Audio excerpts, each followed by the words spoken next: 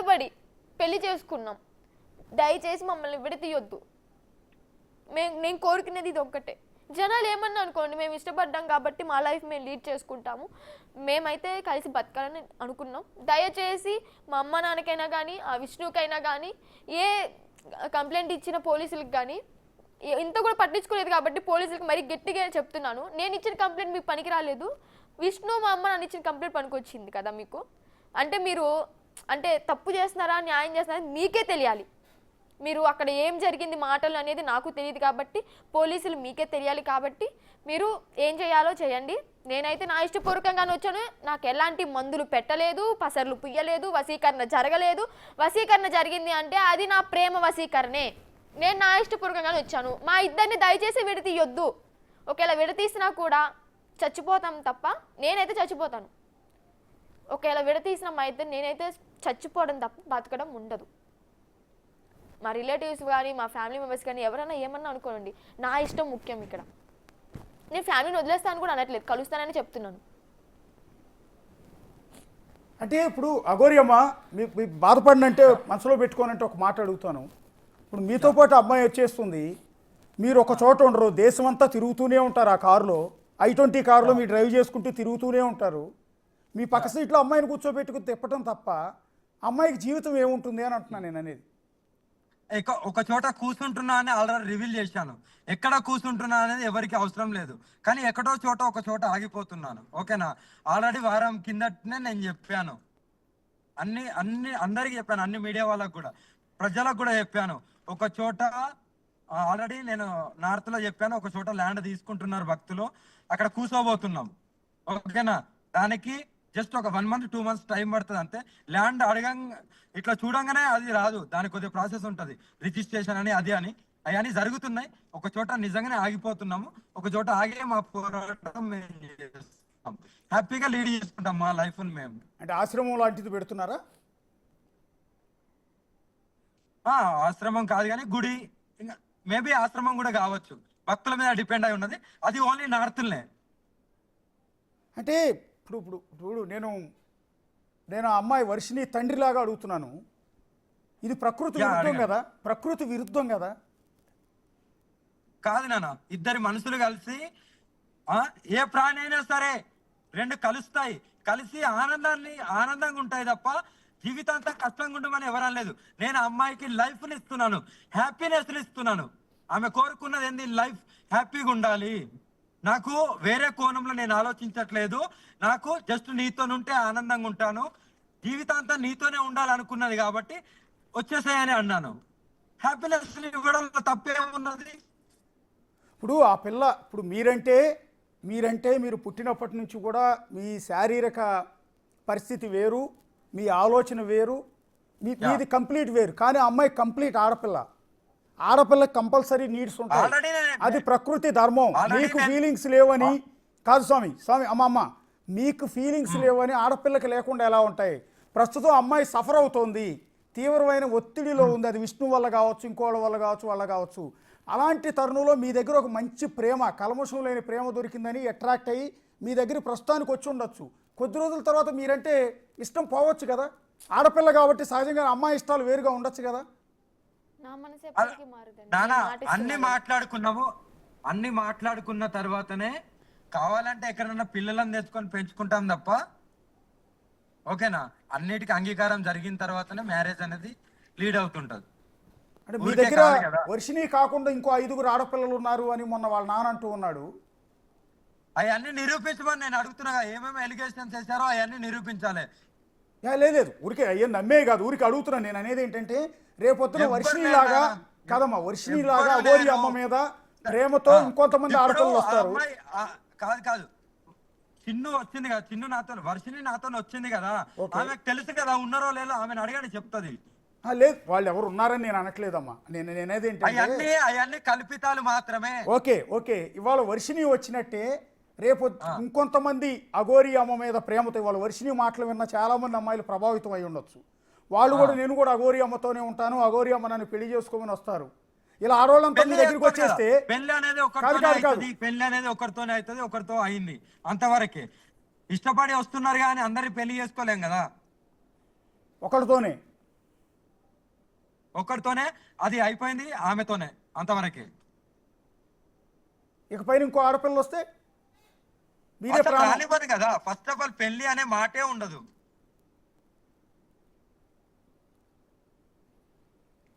నేను అనేది ఇప్పుడు ప్రస్తుతానికి ఓకే, ఒక నెల రోజుల పాటు ఓకే, ఒక 2 నెలల పాటు ఓకే, మీరు ఆశ్రమం పెట్టిన తర్వాత 1 సంవత్సరం 2 సంవత్సరాలు కూడా ఓకే. కానీ 2 సంవత్సరాల తర్వాత అమ్మాయి వయసు ఏం అయిపోలా, అంత 23 ఏళ్ళు, పట్టుమని చిన్న 23 ఏళ్ళు. అవును. ఇంకో 2-3 ఏళ్ల తర్వాత ఆ పిల్లకి నేను ఆడపిల్లనన్న సంగతి కాదు. నాకు కూడా 27 ఇయర్స్. నేనేం పెద్ద 40, 50, 60, 70 లేదు, జస్ట్ 27. కాదమ్మా, నేను అనేది ఏంటంటే ఒక 4 రోజుల తర్వాత ఆ పాప రియలైజ్ అవ్వచ్చు కదా. రియలైజెన్స్ మీన్స్ నేను ఏంటంటే నేను ఒక ఆడపిల్లని, నాకు కూడా ఒక ఫిజికల్ నీడ్ కావాలి, నేను కూడా పిల్లల్ని కనాలి అని అనిపించవచ్చు కదా.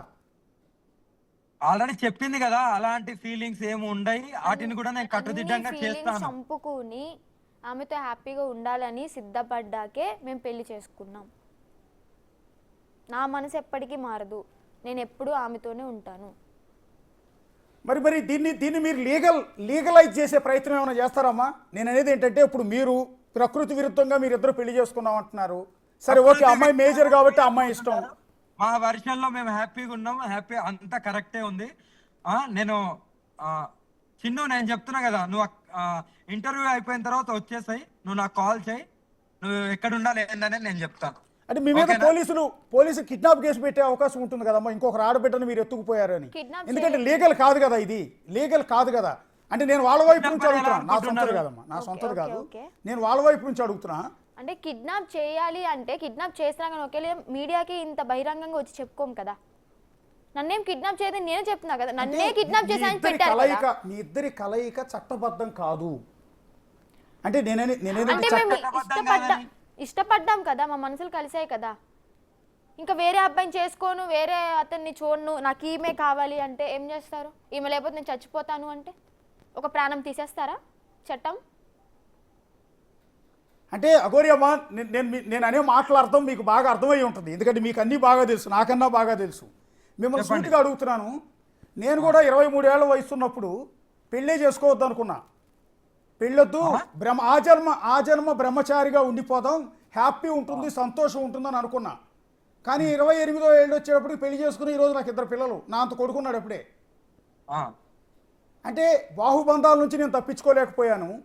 నానా, నేను ఇక్కడ ఆ అమ్మాయికి నా దగ్గరికి వచ్చిన తర్వాత కామాన్ని మొత్తం ఆపేస్తాను, అమ్మాయికి కామం కూడా రాదు, ఓకేనా? అది నాకు తెలుసు ఎలా చేయాలో, అది మాకు సాధ్యమే కాబట్టి ఆ కామం అనేది రాకుండా నేను చూసుకుంటాను, ఓకేనా? అదే మీకు అందరికి ఇబ్బంది అయితే దాన్ని నేను ఆపడానికి కూడా సిద్ధంగా ఉన్నాను. ఆల్రెడీ ఎంతో మంది ఉన్నారు కదా. కానీ మీకు కొన్ని ఫిజికల్ నీడ్స్ ఉన్నట్టు ఉన్నాయి కదా. నాకేం ఉండదు. అంటే ఒక వీడియో చూశాను, అమ్మ మీరు నొచ్చుకోనంటే మిమ్మల్ని సూటిగా చాలా మందికి వస్తున్న డౌట్ మిమ్మల్ని అడుగుతున్నాను. ఇక్కడ ఒక వీడియో చూశాను, ఎందుకు నాకు ఇబ్బంది అనిపించింది, చాలా ఇబ్బంది అనిపించింది.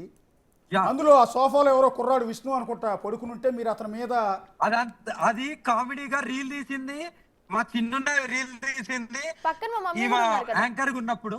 ఓకే, అది వాళ్ళ ఛానల్లో పోస్ట్ చేయడానికి తీసింది. అక్కడ ఏం జరిగిందంటే నేను ఆయన తలకాయని పట్టుకున్నా, ఆయన ఇలా తిరిగిన తర్వాత ఆ వీడియోలు వచ్చింది, దాన్నే కట్ చేసుకొని పెట్టారు.